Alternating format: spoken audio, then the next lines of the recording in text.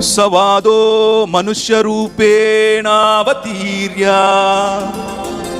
సత్యతానుగ్రహాభ్యాం పరిపూర్ణః సంసార్థం అస్మాభిర్న్యవసత్తతః పితురద్వితీయ పుత్రస్య యోగ్యో యో మహిమాతం మహిమానం తస్యా పశ్యామ. మనిషిని కోల్పోయాడు. మనుషుడు దేవుడిచ్చిన మహిమను కోల్పోయాడు. మహిమను కోల్పోయినటువంటి మనిషి ఏ విధంగా మళ్ళీ దేవుని వైపుకు రావాలి, ఏ విధంగా మళ్ళీ దేవునితో కలవాలి? మనిషి అయితే తను ఏర్పరచుకున్నటువంటి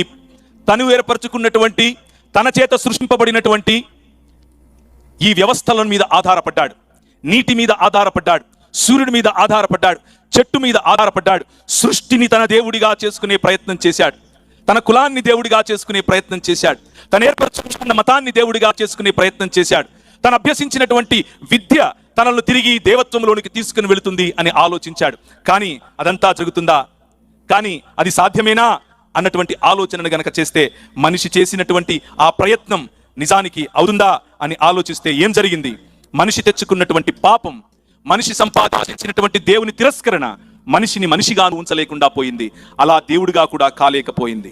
అందుకనే ఇంకొక శ్లోకంలో ఇలా రాసింది, నేను చదివిన శ్లోకానికి అర్థం, కనుక దేవుడు తానే సృష్టిని చేసిన దేవుడు, తానే సశరీరధారి అయి కృపా సత్య సంపూర్ణుడిగా మన మధ్య నివాసము చేశాడు అన్నటువంటి శ్లోకం. ఇంకొక